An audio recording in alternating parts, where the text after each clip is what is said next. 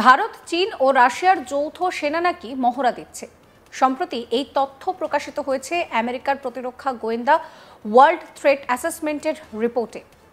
বলা যেতে পারে যে এই রিপোর্ট সামনে আসতেই কার্যত সিঁটিয়ে উঠেছে আমেরিকান সেনা।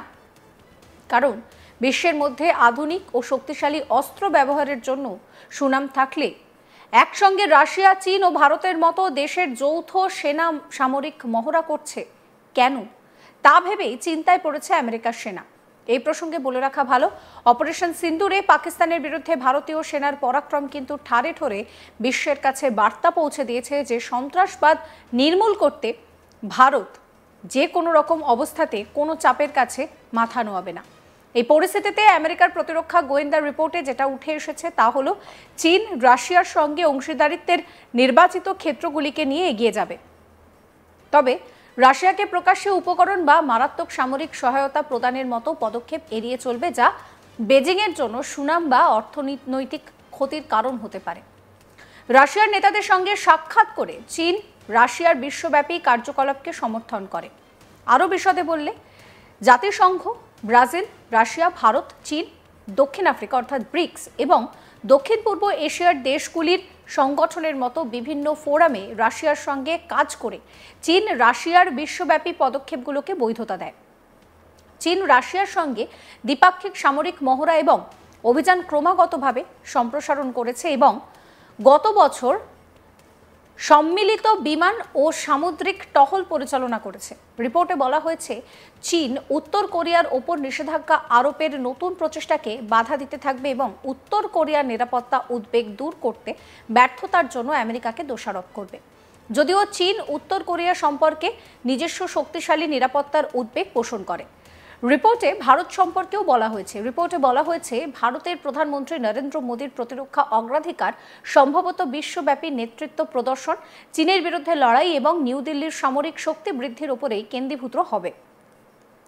ভারত চীনকে তার প্রধান প্রতিপক্ষ হিসেবে এবং পাকিস্তানকে আরও একটি আনুষঙ্গিক নিরাপত্তা সমস্যা হিসেবে দেখে।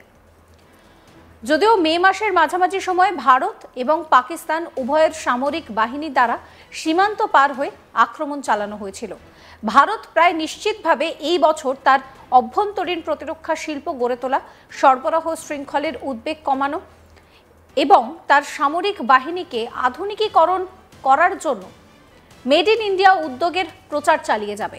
ভারত 2024 সালে তার সামরিক বাহিনীকে আধুনিকীকরণ করার বিষয়টা অব্যাহত রাখতে পেরেছে।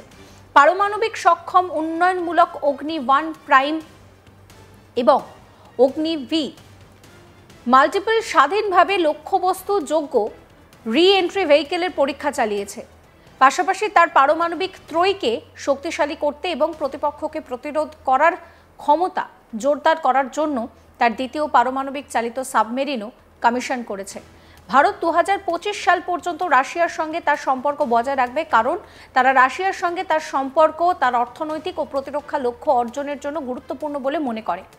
মোদির অধীনে ভারত রাশিয়ান উৎপাদিত সামরিক সরঞ্জাম ক্রয় করেছে, কিন্তু রাশিয়ান উৎপাদিত ট্যাঙ্ক এবং যুদ্ধবিমানের বিশাল মজুত রক্ষণাবেক্ষণ এবং টিকিয়ে রাখার জন্য এখনও রাশিয়ান খুচরো যন্ত্রাংশের উপরে নির্ভর করে ভারত, যা চীন এবং পাকিস্তানের কাছ থেকে অনুভূত হুমকি মোকাবেলায় তার সামরিক ক্ষমতার মেরুদণ্ড গঠন করে।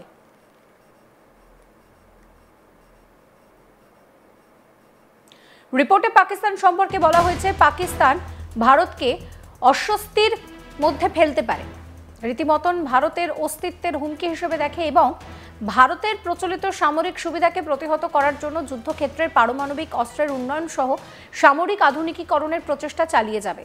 পাকিস্তান তার পারমাণবিক অস্ত্রাগার আধুনিকীকরণ করেছে এবং তার পারমাণবিক উপকরণ এবং পারমাণবিক কমান্ড এবং নিয়ন্ত্রণের নিরাপত্তা বজায় রেখেছে।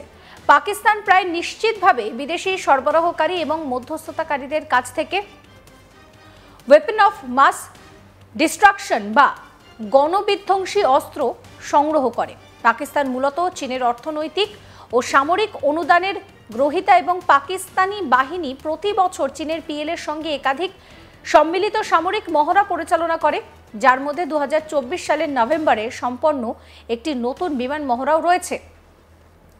গণবিধ্বংসী অস্ত্র কর্মসূচিকে সমর্থনকারী বিদেশি উপকরণ এবং প্রযুক্তির সম্ভবত প্রাথমিকভাবে চীনের সরবরাহকারীদের কাছ থেকে পায় পাকিস্তান। কখনো কখনো হংকং, সিঙ্গাপুর, তুরস্ক এবং সংযুক্ত আরব আমিরশাহীর মাধ্যমেও এইসব অস্ত্র পরিবহন করা হয়।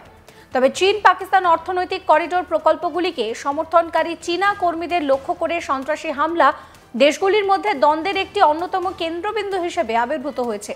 রিপোর্ট অনুযায়ী 2024 সালে পাকিস্তানের 7 জন চীনা নাগরিক নিহত হয়েছিল। প্রধানমন্ত্রী শেখ হাসিনার দেশ ছাড়ার পর মোহাম্মদ ইউনূসের নেতৃত্বাধীন অন্তর্বর্তীকালীন সরকারের আমলে নজিরবিহীনভাবে বাংলাদেশের তরফে বেড়েছে ভারতের বিরোধিতা, একই সঙ্গে বেড়েছে পাকিস্তান প্রীতি। এদিকে পাকিস্তান যেহেতু চীনের সঙ্গে সখ্যতা রেখেছে, ফলে বকলমে বাংলাদেশের সঙ্গে চীনের বন্ধুত্ব বেড়েছে। এই পরিস্থিতিতে অপারেশন সিন্দুর হয়েছে। সাক্ষাৎ যুদ্ধের মুখ থেকে ফিরে এসেছে ভারত ও পাকিস্তান। যদিও পাকিস্তানের বেশ কয়েকটি এয়ারবেস এবং সামরিক পরিকাঠামো কার্যত ভেঙে গুঁড়িয়ে দিয়েছে ভারতীয় সেনা। এই পরিস্থিতিতে আমেরিকার প্রতিরক্ষা গোয়েন্দা সংস্থার এই রিপোর্ট বেশ উদ্বেগের। আমেরিকার প্রতিরক্ষা গোয়েন্দা সংস্থা ওয়ার্ল্ড থ্রেট অ্যাসেসমেন্টের একটি রিপোর্টে দাবি করা হয়েছে বাংলাদেশে নাকি সেনা ঘাঁটি বানানোর পরিকল্পনা করছে চীন। পরিস্থিতিটা একবার ভাবুন, একে ভারতের শত্রু দেশ পাকিস্তান এখন বাংলাদেশের সেনা ঘাঁটি থেকে শুরু করে এয়ারবেস ব্যবহার করতে পারে, এমন সম্ভাবনার কথা আসছিলই সামনে। পাকিস্তানের সঙ্গে ইউনূস প্রশাসনের গলায় গলায় সম্পর্ক এখন, তাতে করে এটা অসম্ভব কিছু নয়। কিন্তু চীন সেনা যদি বাংলাদেশে ঘাঁটি গাড়ে তাহলে কিন্তু ভারতের নিরাপত্তার পক্ষে উদ্বেগের হবে। যদিও আমরা এই খবর আগেই করেছিলাম যে বাংলাদেশের অন্তর্বর্তী সরকারের প্রধান মোহাম্মদ ইউনূস নাকি চীন সফরে গিয়ে বাংলাদেশে চীনের এয়ারবেস তৈরির প্রস্তাব দিয়েছেন। যদিও সেবার চীন এই প্রস্তাবে রাজি হয়েছে কিনা তা নিয়ে নিশ্চিত করে কিছু বলা যায়নি। কিন্তু আমেরিকার প্রতিরক্ষা গোয়েন্দা সংস্থার রিপোর্ট অনুযায়ী ভারতের সেই আশঙ্কাই সত্যি হলো।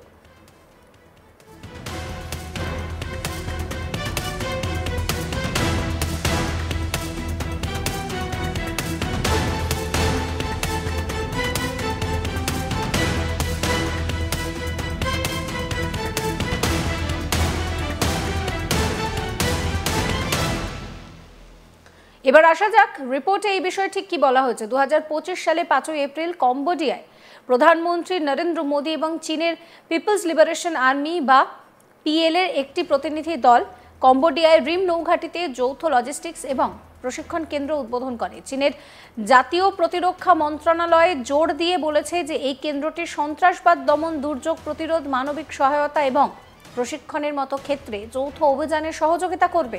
চীন সম্ভবত Burma, Thailand, Indonesia, Pakistan, Sri Lanka, সংযুক্ত আরব আমিরশাহী, কিউবা, কেনিয়া, নিরক্ষীয় Guinea, Tanzania, Nigeria, Namibia, Gabon, Bangladesh, তাজিকিস্তানের সামরিক স্থাপনা তৈরি করার কথাও বিবেচনা করছে।